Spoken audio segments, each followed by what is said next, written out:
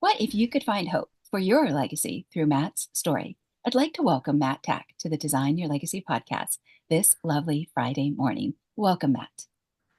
Thank you, Angelina. I'm really excited about our conversation. It's my pleasure to host you on this platform, and you're joining today from the lovely area of Tampa, Florida, in the United States. Absolutely. It's a bit hairy in Tampa Bay, as I aforementioned, with the hurricane just rolling through here recently, but we are well and blessed beyond measure. Yeah, absolutely. Yeah, before we jump into your story, I know that you had shared in our preamble that it's been kind of an epic storm with winds, and so definitely you don't take these days for granted. It is one of those things where like you need to reflect for a moment.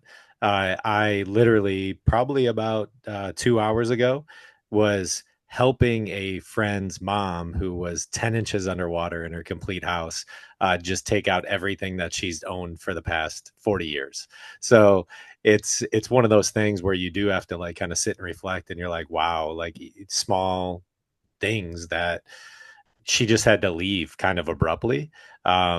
And knowing that like there was going to be some impact. And so just like carrying out these things like really hit me pretty hard. And I'm like, wow, like that's an element of like legacy that she has in her house, that are visuals of raising her kids and pictures and all these things that some of them honestly were ruined, that I had to like kind of carry out in a box, and my heart like really sank for her. But it was a pretty catastrophic storm, I'm not gonna lie. Yeah. So let's jump in further. So I think you and your associate are in your 30s. So I'm curious, what made you start this podcast, and what is this idea about the full fueled? What is it all about? Like, what is the origin story? It's a bit of a tongue twister. So full fueled, it was actually through kind of prayer. So we sat down and we were just asking because we wanted to do a podcast together. One of the things that we just wanted to like curate a story on. We operate by six pillars: fuel, movement, sleep, mind, spirit, work.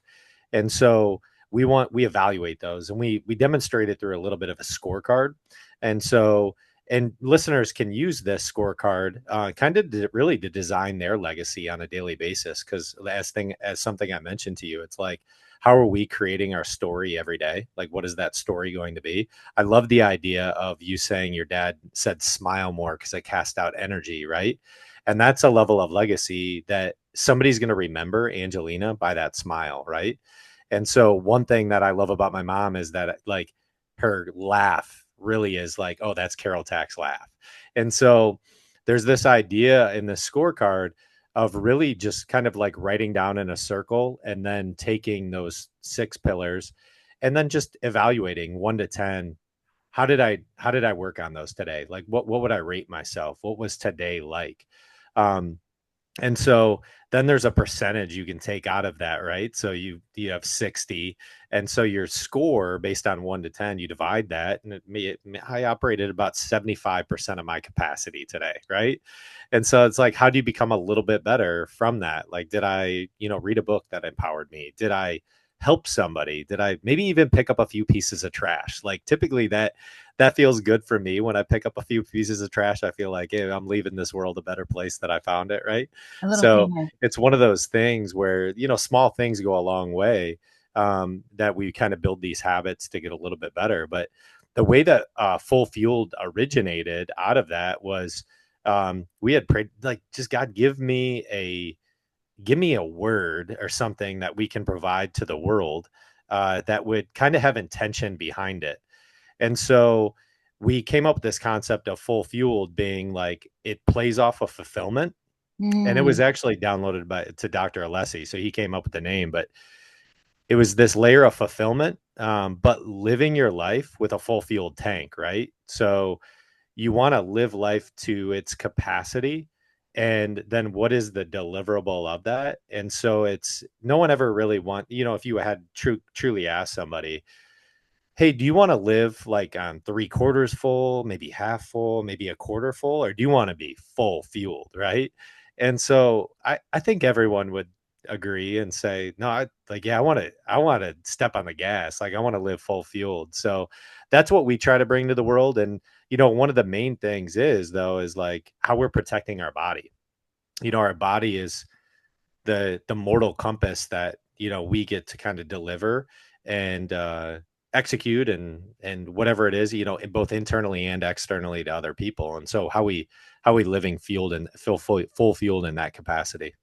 Yeah, I watched, as I shared with you, a couple of the podcasts on your show, and I Mhm. wondered if there was like a backstory. There was a Christian gentleman that was on the show, and he made this joke about how he owns, I don't know if it was like 200 acres or something in Georgia, and he had a friend come over, and his friend was ripped. They went down to the river, and he took his shirt off, and he made this comment. He was like, "Well, I had my own too," but he was saying he was fat, basically. So I didn't know if there was like this backstory of like you and your associate had been overweight and therefore then now it's like you just appreciate health so much. But I thought this was just a fundamental topic to bring you on to have you talk about this because oftentimes we forget about our bodies. And that was what your guest had even said, that there's so many CEOs, executives, and entrepreneurs that they're dedicated to their work, but then outside of it, they're unbalanced, unhealthy.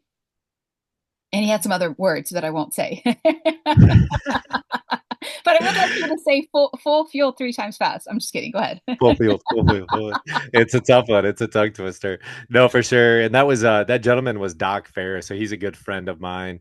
And there is just that portion of like, it's almost like you need to do the internal reflection first before you can give anything to anybody else, right? And that's what really Doc has helped me with, is just that internal reflection. All right, what am I doing that can really help me? And working out, I think what it helps me with specifically, and I will say there was a time in my life that I was probably overweight. I definitely was overweight. I ate like crazy. I did work out at that time. I'm sorry to Um, interrupt, but I do have to say that when you were chatting with him, you had said like, even though you and your associate are in your 30s now, you guys could be like running on the beach and like tearing it up like against 18-year-olds that is today like because you're that's a real dedicated thing. to it now. 100%. And I think, there's this aging gracefully concept versus like, we use this word biohack. And I think we just had an episode that actually just launched, like kind of on our top biohacks. And the word like biohack, it's not that you are necessarily like hacking. I guess you're really demonstrating something where you can slow maybe down the aging process, but you can operate in its a capacity where like, yeah, I can challenge maybe like some 20-year-olds and 18-year-olds. And that's a true thing. Like me now in my late 30s, I really do like, that's a challenge. Like, how do I keep up my cardiovascular? How do I keep up my dense muscle mass to feel like I'm in my 20s? Because there's a lot of like specifically men that kind of like, oh, they almost choose to give up in a way where like, my best days are behind me. Let's And speak about that for a moment. What do you yeah. think that's all about? Because you also had this other guest that talked about obesity, and if we look at the numbers in North America, Mhm. it's tragic. And he had said that with obesity, there's layers of trauma in that fat, whether it's family trauma, interpersonal, generational trauma. I'd never heard of it like that before. So what do you think? Do you think men are just getting beat down too much today? Because 80% of my listening audience are males. Oh, wow. Yeah, I truly think in a capacity, it is a mindset though. There's a mindset that like you have to choose. And so I do believe it's men that are really grabbing onto a burden. They don't know how to communicate really well. Like one of the biggest things that I've seen in the growth of my marriage is that my wife and I are able to communicate really, really well. We set time apart at usually at the end of the day to really communicate with each Okay. other. Okay. Where a lot of men try to hold that burden on, right? And what that does from purely from a scientific standpoint is your body's holding more stress. You're going to become lethargic. We had a guy on our podcast called Jay Campbell where we dove in to the alarming statistics of men in their 30s and where their testosterone levels are at. Yeah, I have an And opinion about seed oils. Seed oils like soybean will, the estrogen will make, grown men sing like little girls, but they don't tell you that about seed oils. And then people go yeah, out. and most places that cook food, because seed oils are inexpensive, Mhm. people don't know what they're putting into their bodies. And I will. So this is a really, really good topic to sit on for a minute as far as people's education of like specifically seed oils, Okay. because canola oil specifically has a bad name, but it's Ohio and omegas. So it's actually you're gonna look at all seed oils as like kind of bad oils, right? And it's got this like Gary Brecka, all these guys, right, are coming out against like, you know, all seed oils are bad oils. Now, if you're going to look at it purely from which ones are the good ones and which ones are the bad ones, right? And so you got to look at it in the omega sources. Like, so if there are some seed oils that are positive in nature, which you're going to get that from like the avocado oil, Mm. they're really healthy fats. Canola oil is actually not all that bad, right? It's If it's organic, but keep going. organic, yes. You do want organic, right? You want the organic route, and I would definitely encourage even your fruits and your vegetables be like more in the organic. I will tell you a little hack though, regardless if they're organic or not.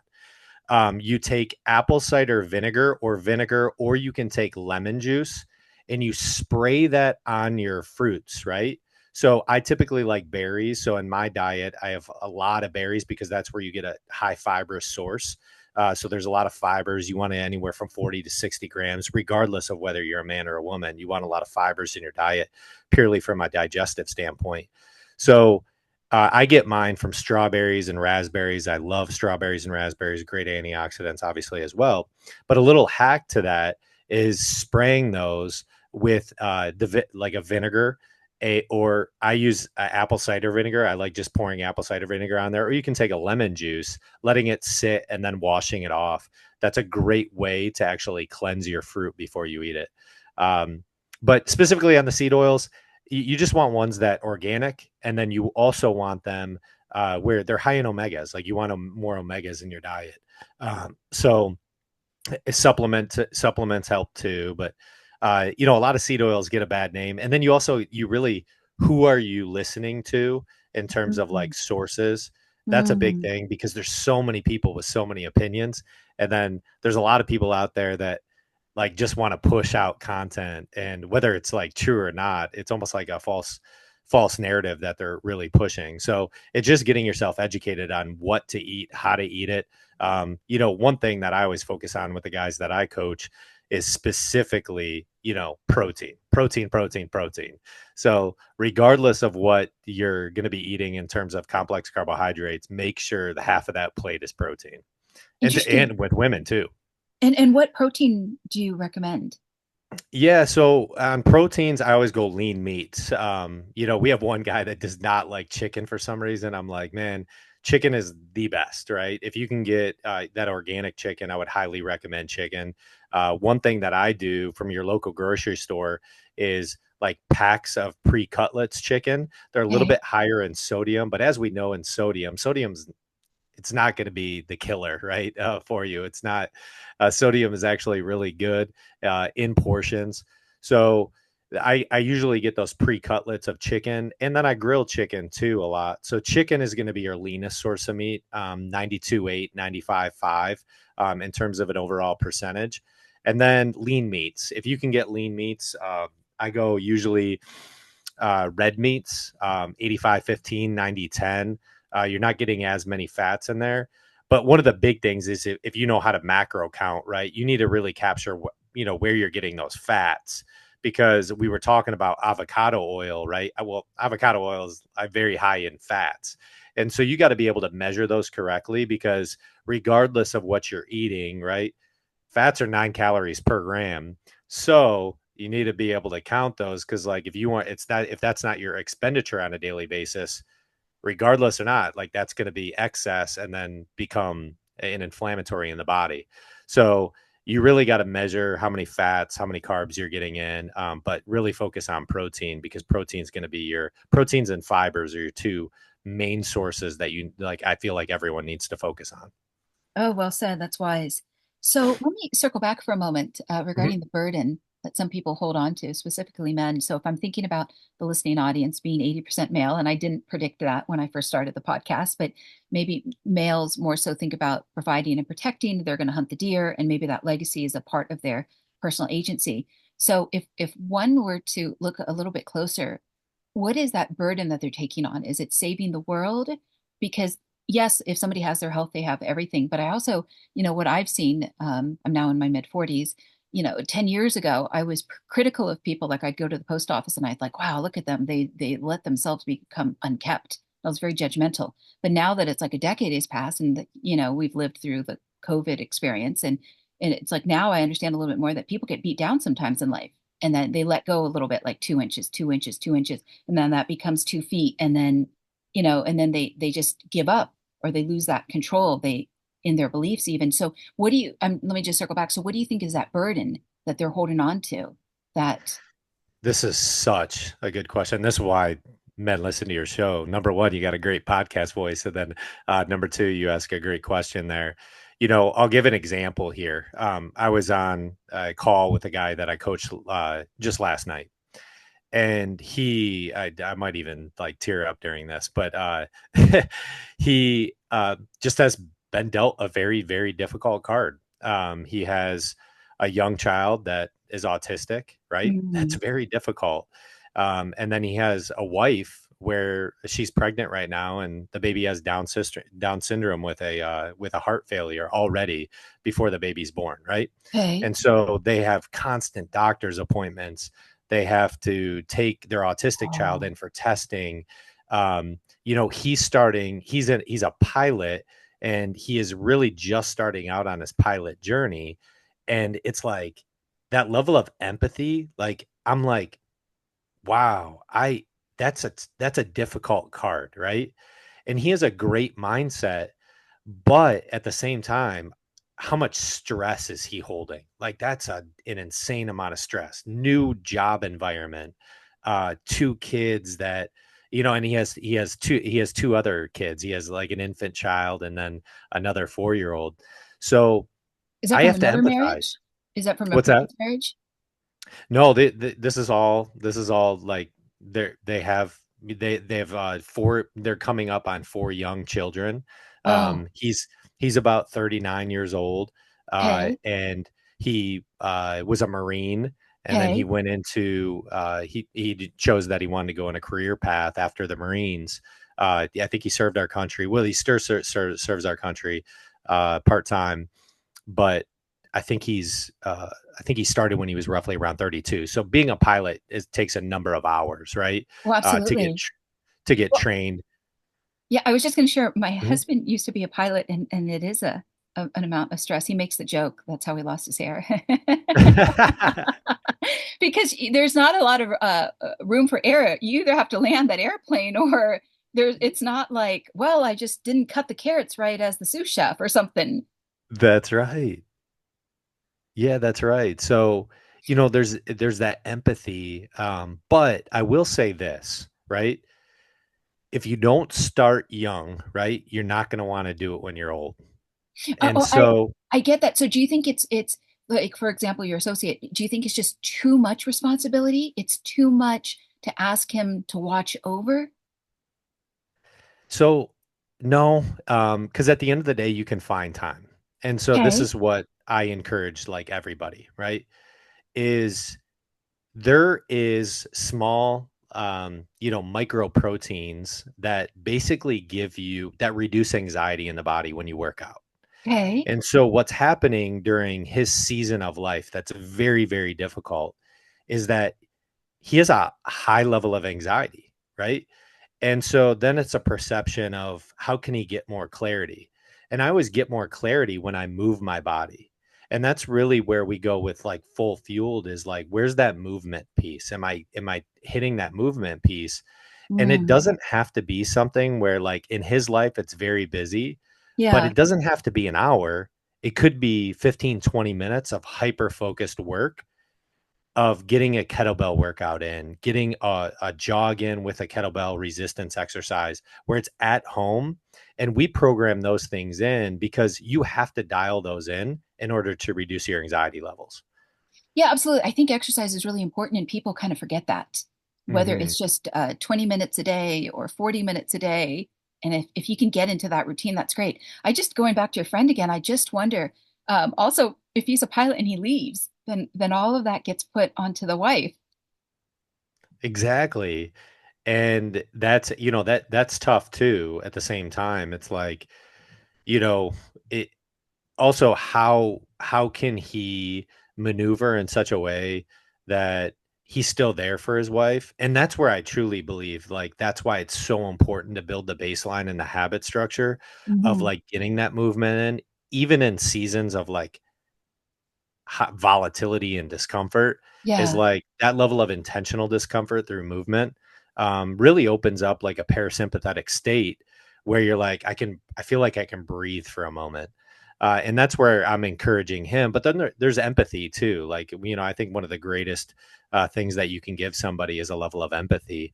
And so a lot of these guys in this world, now, I was the same thing with you where I would go in, I'd be like, wow, they really, really let themselves go, right? And so it's like this level of like you're casting judgment. But Los Um, Angeles is a little bit shallow also. there's, I could see that. I have my sister-in-law actually lives in Los Angeles, um, and I've heard that. But at the same time, that's true for like all over, right? It's not. I don't think it's just Los Angeles. I think you can see it, and if it's a choice at the end of the day, but you really have to build that discipline and that baseline.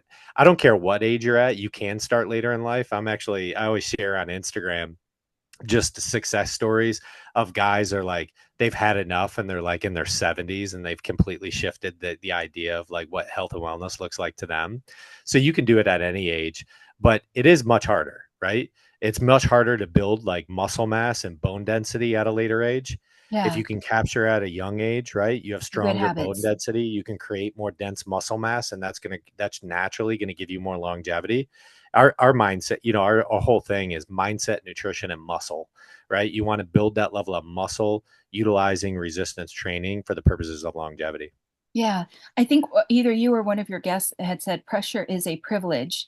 How did and how do you deal with it? And so let me just circle back again to your friend that you had coached last night. Is there any other thoughts or insights you have? Because I think it's not just specific to his situation, but just again, people that find themselves, you know, with like you had spoken about, like grabbing onto a burden, and then if they hold that burden in, the effect that it has on them. Because if you get someone stressed out, you probably already know this. There's like the fear part of the brain, and then there's the growth part. So if someone's in the fear part, they're not going to be designing a legacy. You got to get them over to the growth part. Yeah.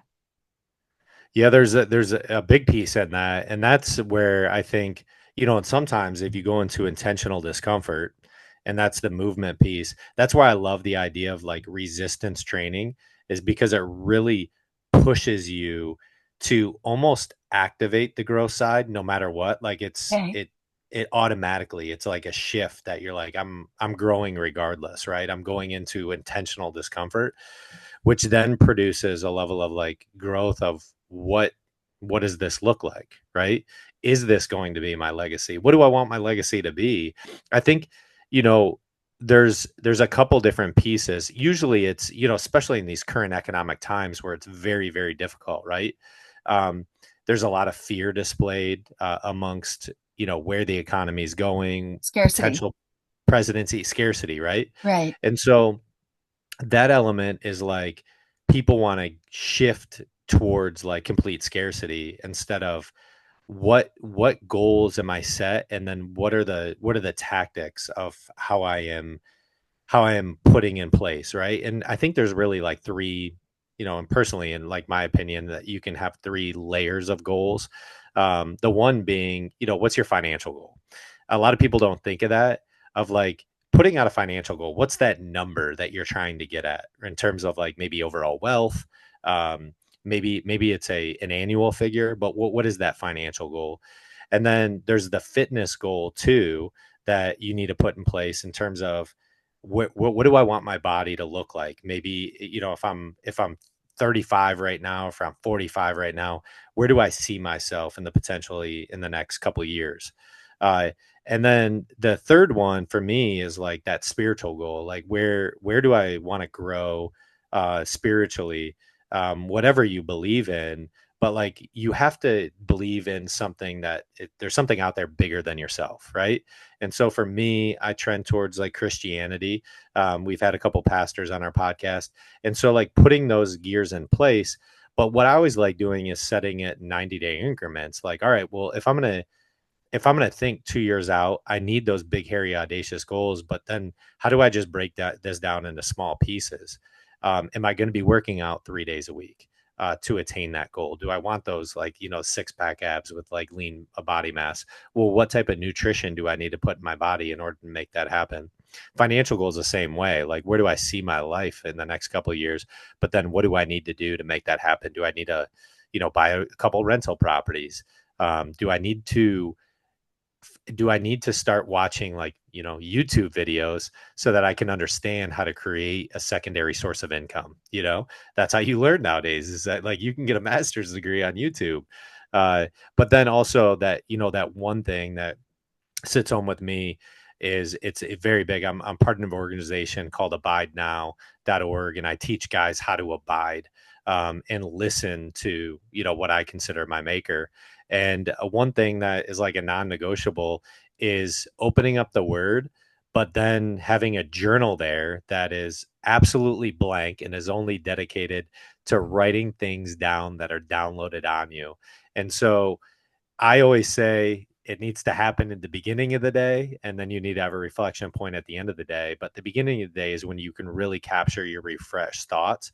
So when you're dedicating, 15, 20 minutes, man, something spoke to me this morning. Did I write it down? Right. I think that's one big thing that you can pass on as a legacy item, that your kids see this book that you got up in the morning and you wrote down all these things and you're like, these were dad's thoughts. Even your wife, these were dad's thoughts. He put them down on paper for us to read. Yeah, I love what you're saying because it speaks to identity. I have talked before on this podcast that I've got a great grandfather on my dad's side of the family, Herbert Carleton. He was very successful a century ago during the Great Depression as an Yeah. insurance broker. He had multiple cars and homes and a maid, et cetera, et cetera. And yet he didn't write anything down. Words are powerful when they're written down. Somebody told me, a pastor that had said this. He said the shortest pencil is longer than the longest memory, right? Yeah, And absolutely. so when you write those down, it's like you can capture like what was it that he said. And my Or mom gave thoughts. us Yeah. a thought, And how he handled thoughts. those situations, like before about the phrase pressure is a privilege, like how did he deal with all the business challenges? Like I know that he had a charismatic personality. There's a lot of photos and they're all dressed like in Brooks Brothers, but it's not just that he was financially successful, because perhaps his wife could have done, that journal of writing down thoughts. What was it Mhm. like from her perspective even? But yet nobody picked up that pencil. No So one picked up that kudos. pencil. Yeah, kudos to Yes. you. So if anyone listening out there, make sure you get a blank notebook and write down those things. Actually that came out of our conversation last night as well. Um, he was just explaining to me some of the trials that was going on in his life, and then he was just giving perspective. And I opened the book of James, and I was actually reading James, um, and he was just giving perspective. Oh yeah, yeah, like I love the book of James, and this is the reason why. And he was giving this perception of like of kids. He was actually designing his own legacy, and he's like, yeah, I probably should write this down. I'm like, absolutely, you should write this down. But this idea of that they're not my kids, like he was explaining this to me, and I was like, man, these are some powerful words. But that like God chose me to have this child so that I could I could raise this child in his image, and it's not mine. I'm going to give him directly back to him, but he is my responsibility. And he flipped the script. Instead of said, "Woe is me. Why do I have to go to the hospital all the time and do all this?" He's like, "You know what? I'm going to do it with the intention because I want to do it with excellence, because that's what God called me to do. And I'm going to whether this child, however this child lives, um, you know, they already diagnosed it Down syndrome, heart issues. They're going to have to do some early surgeries, but he's like, "Thank you, God. Thank you, and I'm going to do it with excellence." And so I think that's one of the big things. I was like, "Dude, write that down. You got to write that down." I'm so glad that you're there for your friend. I also wanted to just commend you for, the perspective shift. There's something in coaching called the balance wheel, and it's like if there's 6 or 8 slices of a pie or a pizza, and somebody can just shift their perspective, and it opens up possibilities. And so I really just commend that you can be a part of the support network of your associates who's got a lot on his shoulders right now. Yeah. Yeah, no, that's one of the big things I think is we were talking about kind of sharing and narrating your story. And that's just part of his story, right? He gets to narrate and curate that and aid that every single day. And so how are we narrating our story to again design our own legacy? And when you really think of it in that terms that stories aren't just Hollywood films. You being in LA know that like they aren't just Hollywood films, Yeah, you but have a I story. I will share that I think that a really good coaching session when humans are vulnerable beats any Hollywood blockbuster because you're on the edge of your chair and it's so real and authentic and human. So let me shift Yes. for a moment to this concept of character because I think character is also really important. I think that also gets covered in your world.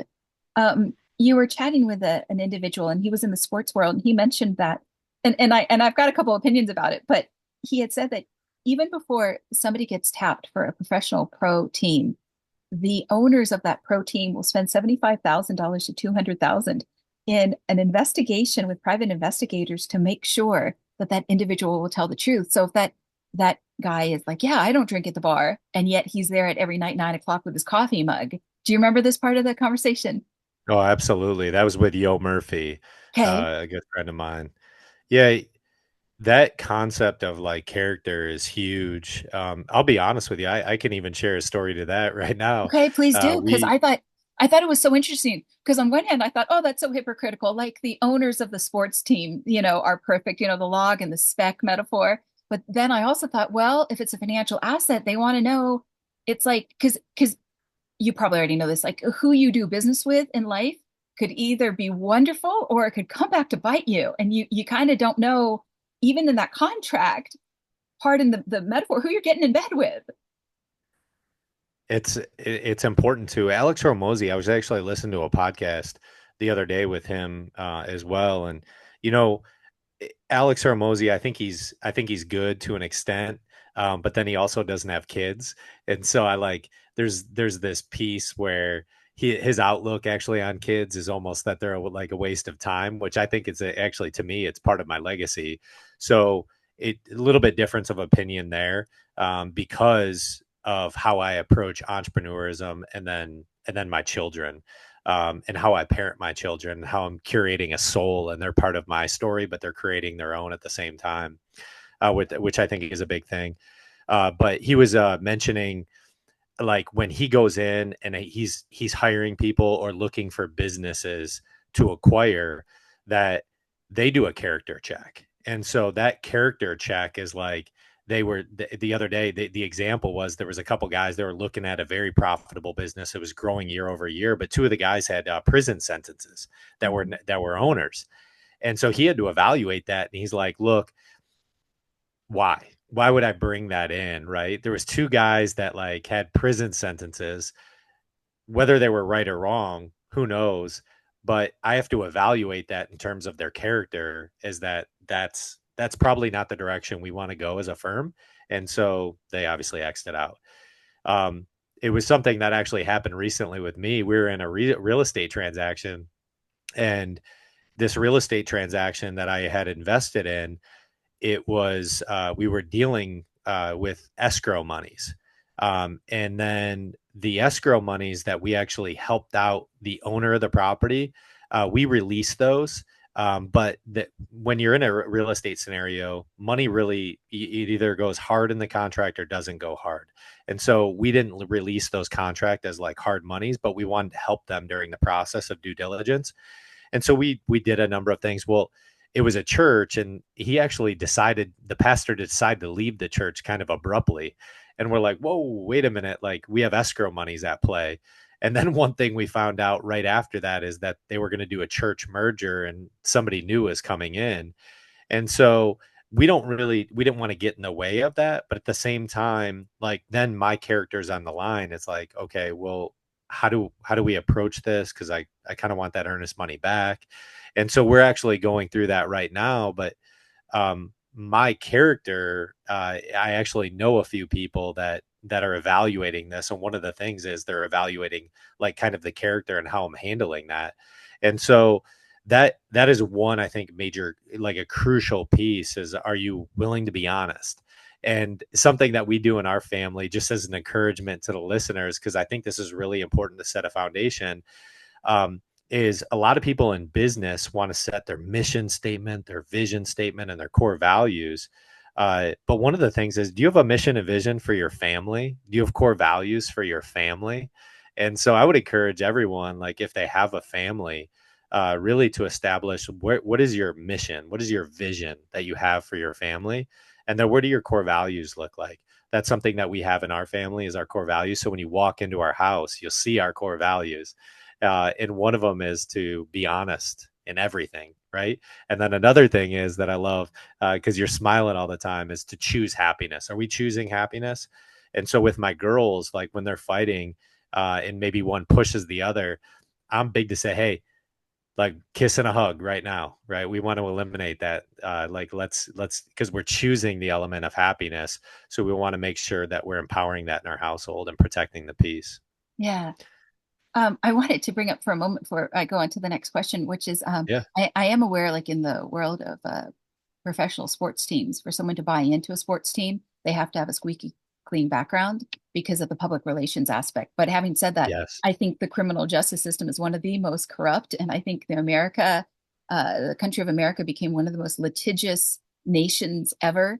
And the power of the prison industrial complex is out of hand. So, yeah. That's it. That's it. It really is insane. There's a documentary on that too, in terms of the amount of wealth that's actually created out of the prison systems. I forget what the documentary was. You might be able to bring that up, but it's crazy how corrupt it has become. Like everyone looks to be able to monetize in any way possible, right? And just getting back to kind of the heart of the character of that, and talking specifically about sports, right? When you're investing in that, you want somebody with that image that's going to be projecting on the Detroit Lions or the Dallas Cowboys, or that investment that you're making, or even like just any professional sports franchise. You were saying that they invest anywhere from 75 to 100 grand to do due diligence on that individual. But just imagine that somebody was like trailing you, right? What then decisions would you make, right? If somebody's watching me, right?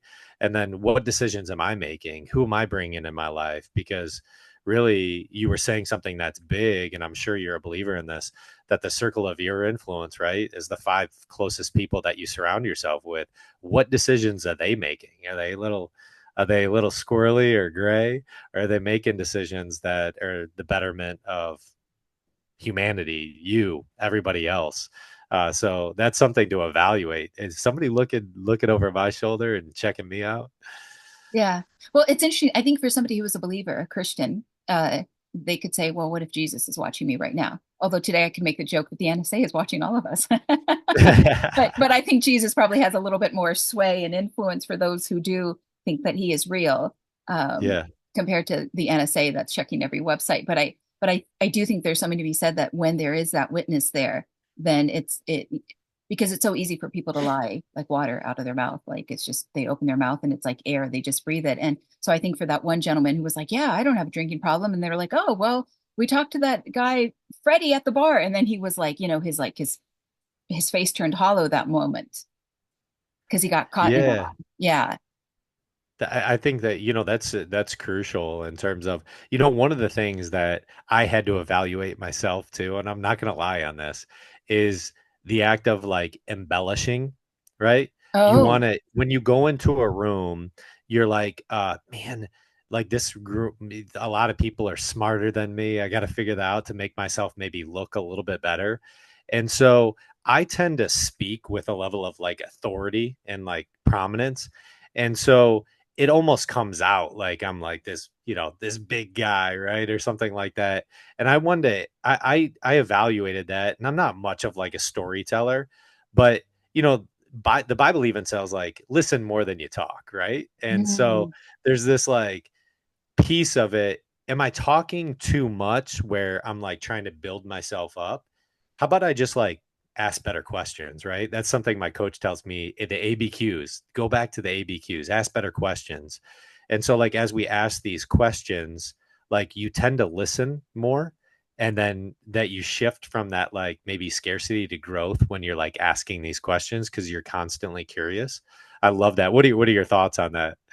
Oh, I think it's great. And I think that a lot of times, quote, in the world, be in the world, but not of the world. I think that when it comes to ego, it's a tough thing because you think, well, if I'm walking in that room, am I competing with Mark Cuban? Am I competing with, who is it that I'm up against? Because I know in any industry, even my own, they'll say like, well, find your top three competitors. And then there's this like silent expectation. Well, how are you outdoing them? How are you bringing value that they are missing? And so so absolutely, I think that's a tough, it's a tough thing.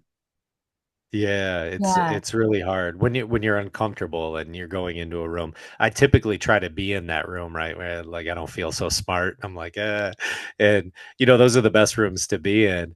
But then how do I listen more? So that's one thing that I'm constantly working on. Hey, just shut up. Like listen a little bit. Listen a lot, actually. Since this is a legacy podcast, what does the word legacy mean personally to you? Yeah, I truly I evaluate this a lot, right? And in the seasonality of my life, this year has been actually quite the year. I closed down a nutritional company. Dr. Alessi and I have really kind of invested into our clinic side of things, and then specifically Full Fueled. But we have Alessi Functional Health here in Tampa Bay, and then Full Fueled is our coaching program. But I do this. I think of myself. I think routinely of myself at 85. Like, what would my 85-year-old self thank me for? And so, what I did a while back was, and I would write this down. I have a lot of notes, but I wrote my actual eulogy, which Well, I is think it's like brilliant. many. That's what I have all clients do, but keep going, keep going. Yeah, I wrote it out, and one of the things was it's funny that you had mentioned this. Like, did I smile often? Did I laugh a lot? Right? That was one of the things that like, did I take myself too seriously? I don't want to take myself too seriously. And so there's like this that 85-year-old self as far as reverse engineering, like, yeah, I hope I lived 85. That's pretty good life, right? But then as I backtrack that, like today, did I do those things, right? And that's one of the things that like I kind of implement as those non-negotiables, working out, like moving, like I want to make sure I'm maintaining my body. um did One thing I didn't do well last year was like ask the question, God, what do you want me to do today? Like ask that more. Like what intent? Like who do you want me to help today? What are the intentions at which I'm operating? Do they align with my goals and strategies that I have? So the designing legacy is like relatively simple. But if I had to think of myself at 85, right? Do I want to make a lot of money? Yes, I want to make a lot of money, right? But that's not my main focus. One of my happiest places is going home at Christmas time, being around my mom and dad, having all of my kids and my nieces and nephews come in, and we sit around that room. And my dad opens up the word, he reads, and we just look, and there's like this joy that we're all together, right? And one thing that, in terms of legacy, I was like, I want my kids. I'm not trying to live through my kids' life right now. I want them to see me dream because I think that's important too. I want them to see me go after my dreams. But then there's all this element of like, when I get to like my parents are in their 70s right now. I want to make sure I have that home where my kids love coming home, and there's this sense of joy that we have food around the table, and we're sitting and we are truly invested in the conversations. Like that gives me shivers up my spines thinking about it right now. But that level of joy and that presence is what I think truly design legacy is. That I'm building that right now, right? I don't want to miss out when they're 8, 6, and 4, because the reality is if I think of that later on and then I miss this portion, they might grow to resent that. So I'm investing in cultivating the soul of love, joy, and peace that ultimately, when they go off to school, when they do these things and they chase their dreams, that they want to come home and experience that level of joy that, hey, I'm going back to mom and dad's house. I think that's beautiful. Who inspired you growing up? Because I would say that one of your values, whether you realize it or not, is diligence. Because, like you had said, you can outrun the 18-year-olds on the beach, but you've invested in yourself like daily. Like you had said, the morning routine, the evening routine. So, who inspired you, or You modeled know, for you, or was it the absence of it? Or it was through trial. It was through okay, trial. If I had to backtrack a little bit, when I was 25, 26, I did not have a good attitude towards life. My best days were behind me. I really identified myself as purely just an athlete, right? So in high okay. school, I was an athlete. And then I could have gone to some JUCO schools. I probably could have gone to a couple D3, D2 schools, but like I just was like, man, I didn't have good coaches. Like everything was like kind of like a bad attitude. Life doesn't happen for me. It happens to me. Um, and I like kind of dealt with that and just like really didn't have a growth mindset at all. It was complete scarcity. And it wasn't until 26. And I will tell you at 26, and this was the reason why my wife didn't really know at the time, but she does know now, and she doesn't make her happy. But like, I wasn't even ready to get married. I kind of was just getting married because like she was my high school sweetheart. And I was like, man, I don't really want to go out in the dating scene. I guess this is like, I'll just do it. And I had bought a ring, held on to it for, I think, probably close to a year. I think it's honest, She even if it might not be ideal, but it's honest. Keep going. It's honest. And so I bought this ring and then she found out that I had the ring. And she's like, "Why haven't you proposed to me? Like, what the heck? Like, why haven't you proposed to me?" And I wasn't ready. Like, I wasn't ready. And so then I was like, you know what? Like, I've been dating her for long enough. We had been dating literally like 8 years, kind of like on and off. But so we got married. I wasn't ready to get married. How old were you But then? then what's that? How old were you then? I was 25, gonna be 26. Got it. Okay. Um, then when I during that first year, we made a pretty large move from Washington D.C. to Florida, so we've been in Tampa ever since.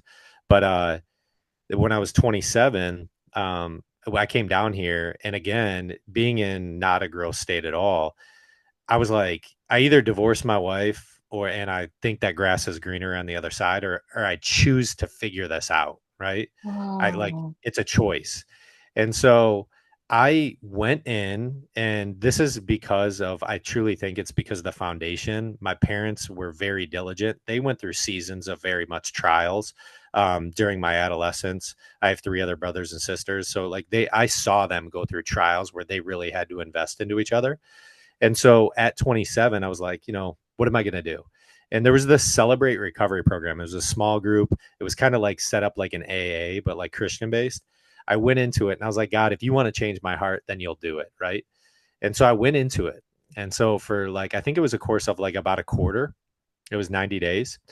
I went into this and I was like, you know what? I'm just going to do anything to figure out like kind of my mindset. And it was the first time I saw the Celebrate Recovery Bible has like stories in it, like real life stories of people getting over drug habits, people getting over sexual addictions, all these things, right? And I understood them. I never understood like just opening up the Bible and reading it, but like as I read a chapter and then I would read that story that kind of related to that chapter in real day terms, it really gave an understanding that was a different complexity that like I could really understand and nurture a little bit more. And on the outset of that, I literally felt like, I prayed. I felt like I had never really prayed before. So like, I feel like I truly understood the idea of what it meant to follow Jesus at 26. And I kind of got this word, and it may sound dumb, but it's like, if you want to change the perception of how you view your wife right now and view your relationship, you start with encouragement. Whether you believe it or not, you start with encouragement. And so every day I started like kind of waking up with the mentality of reading, and there's science behind this. I'm opening up, I'm kind of giving, I'm opening up my parasympathetic state, but then a level of encouragement, say kind words. And so I had this, she was the only one. I was living with her. We didn't have kids at that point. So I had to say kind words to her. And so typically it started out something easy, like you're so beautiful or I love you, those words. But words are You're so building her up. powerful. Exactly. So words are so powerful when they compound though. So when you can and how you speak to yourself, and that's why I tell people you speak to yourself kindly. And so when you speak to other people and you speak to yourself kindly, those things compound and you actually become a visualization and manifestation of your outward appearance, your inward appearance, and then what you externally promote to the world. And I'll tell you what, through the course of that journey, it's like this level of like optimism that I can seek every day. But then I started getting into like books and podcasts and like just growth mindset, right? Started listening to obviously everyone, Tony Robbins and Ed Milet and all these people that like really nurtured that growth mindset. And so I can tell you, it's just like that was the promotion, but it took that original factor of like a lot of humility to say, I'm not right. Like, I am definitely not right. And then an act of And humility every day to generate that. yeah, I'm going to interrupt for a moment. I'm so Yeah, glad absolutely. that you chose Jesus compared to the world because it made you a better man. Absolutely. I I know that's 100%. direct. I received that. I received that. Absolutely. I, I chose that because that was the embodiment of everything. When it goes to First Corinthians 13, right? This act of love. If you take away everything else, but choose love, joy and love, that's what I was talking about, like as you design your legacy at 85, right? That's love that's circling, that produces that joy, right? That immense love that's almost tangible, like when you can experience love and you feel like you almost can take a bite out of it. That's what most men miss. And if we go back to that of like what most men are missing, it's really that true element of that love that you almost can, it's so tangible that you feel like you can bite it, like you're eating it. And that's what I think most men miss out on, if I had to tell you, is that we've been completely scarred by the ways of the world of that thinking that all these other things are going to create their level of joy.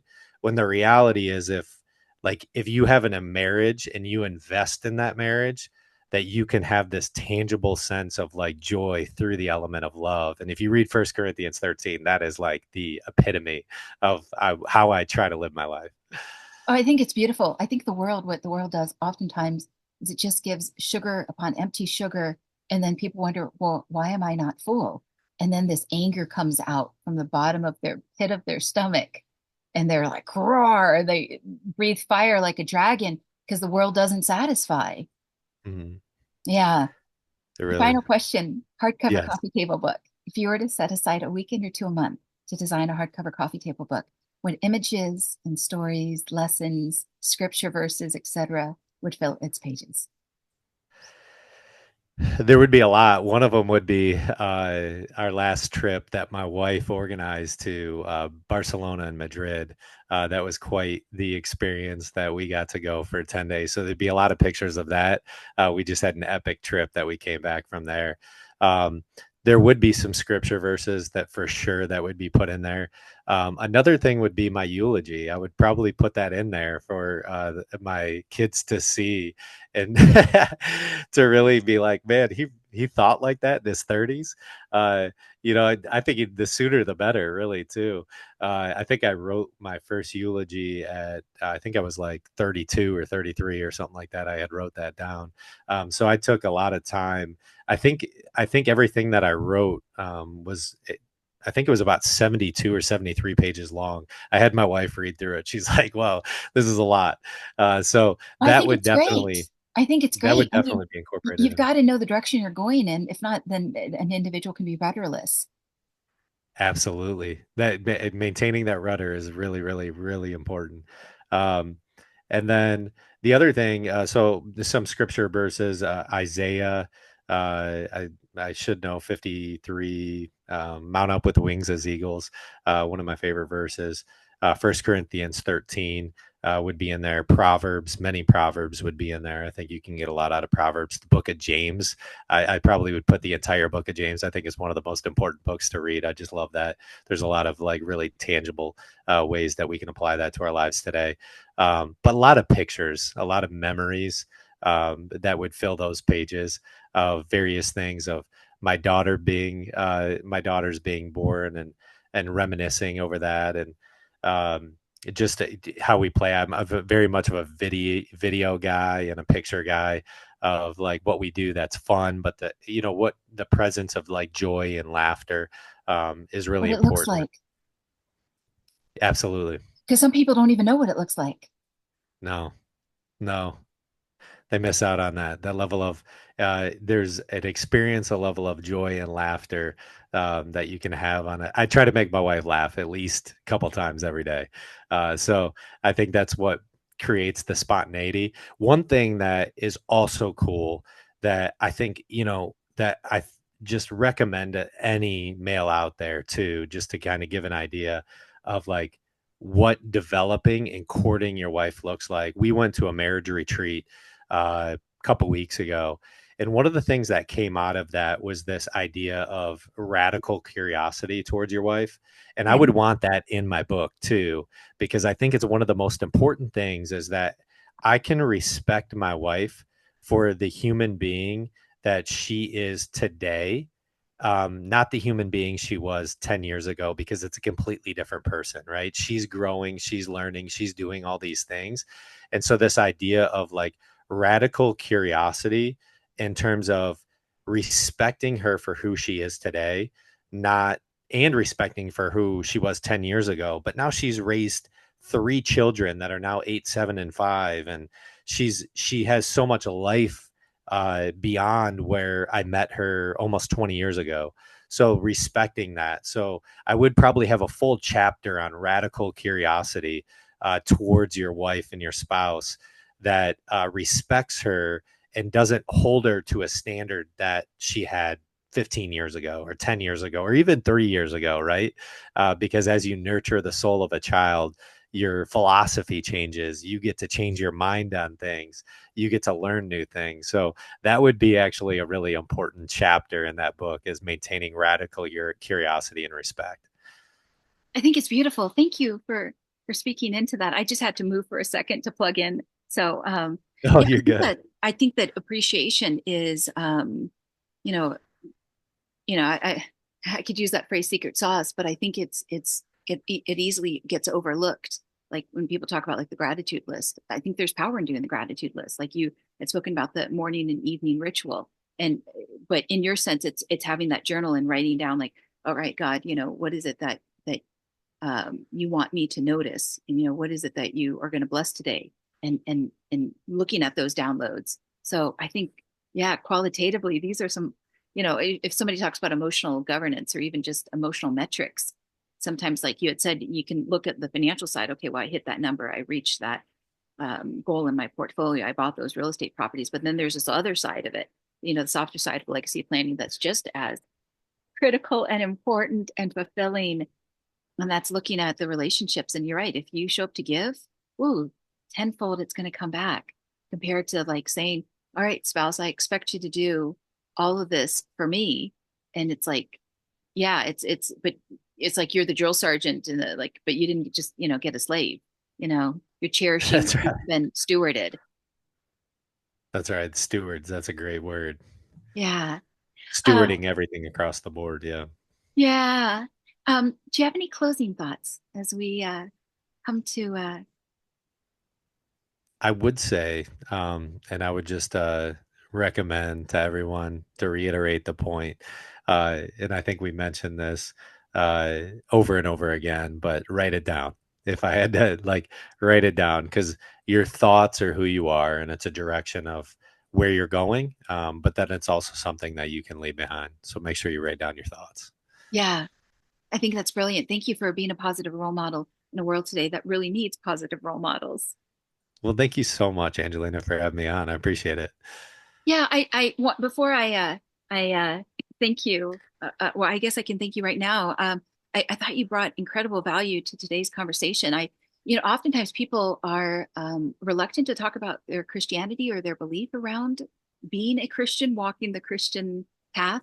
But I think when Hmm. somebody is willing to, and I know that on your podcast you have had conversations around the kingdom, for instance, and it's Hmm. this whole invisible space, but yet it can guide someone when it comes to clarity and direction in a world that I feel like today is more laws get in people, especially young people, are getting more tested than ever before. And they don't know the bear traps unless somebody within their family sits them down at that dining room or kitchen table and says to them, this is how you live a good life, an upright life. If not, there's so many vices that people can escape into. There's 5,000, pick your flavor. And the more money somebody has, the more flavors there are to escape into. But then they wonder, why am I addicted to this? And so I just appreciate that you've spoken to this idea of joy, not just writing it down, but living it. Like you had said, you want your children to see that you dream, but you also jump on your dreams, you execute it. I mean, one of the things that we say at Design Your Legacy is define, develop, and execute. But it takes Hmm. tremendous courage to execute because it's so much Hmm. easier to coast. So, and a lot of the times, as much as I think I'm a positive influence to the males around me, sometimes men will listen to other men. So I appreciate that you have spoken into it because I didn't put the words in your mouth. You came and you volunteered today, and I think it's a beautiful thing. And so I just wanted to highlight for a moment that you are walking it. And I think anyone who is listening, especially the BRICS nations, because there are listeners that are in English speaking countries all around the world that tune in to my lovely surprise. And so I think that, again, if they're not having conversations at their kitchen table around not just designing a legacy, but how to live that upright life, I think you've spoken into that. And I am grateful today for it. No, thank you so much. I do want to add to that. You said it so eloquently, but one of the things that I see within the marketplace, entrepreneurs, is they do want to shy away from an element of spirituality that needs they feel like they need to separate and live two separate lives through that. But I'd never try to push my agenda on anyone. It's kind of driven through you, and that's how I decipher and I operate and make decisions based off of that. So I can't leave that out. It's like it's something you can't leave out. So if I did have to recommend something, never leave that out, right? If that's who you are and that's part of your identity, let people know. Like, but you don't have to push the agenda. But at the same time, one of the things that I do, I like opening up our team meetings in prayer, and so I open it up in prayer, and uh, I just feel like when you can open up that presence, more people are willing to receive as well, and I'm willing to receive. So I would encourage the listeners really to, if they whatever they believe, that they really don't separate those two identities, that they are one, and God has called us to be one. Beautifully said. What is a good website if somebody would like to learn more about your podcast or your business, etc.? Yeah, for sure. We have fullfield.com. You can catch me on Facebook and Instagram at human.optimizer or Matthew Tack on Facebook. And then we are on pretty much every syndication platform in terms of the Full Field podcast. So if you listen on YouTube, Spotify, or iTunes, come check us out. We'd love to have you. Yeah. And if you could say feel three times fast. Full Field. I always end our episode, full field, live beyond limits, baby. So it's a tough one though. Oh, that's awesome. And to any of the listeners, I recommend his podcast. It's on YouTube as well. And they talk about a number of biohacks, like you had said, including this idea of cold plunging that has become a trend these days. So a lot of rich knowledge. And so knowledge is one of those things that helps somebody with wealth on all levels. So thank you so much, Matt, today for joining. And to any of the listeners out there, if you're tuning in on Spotify, Apple Podcasts, or SoundCloud, please remember to rate and review, share with your family and friends. So thank you so much for joining us this week. And thank you, Matt, for speaking into your legacy.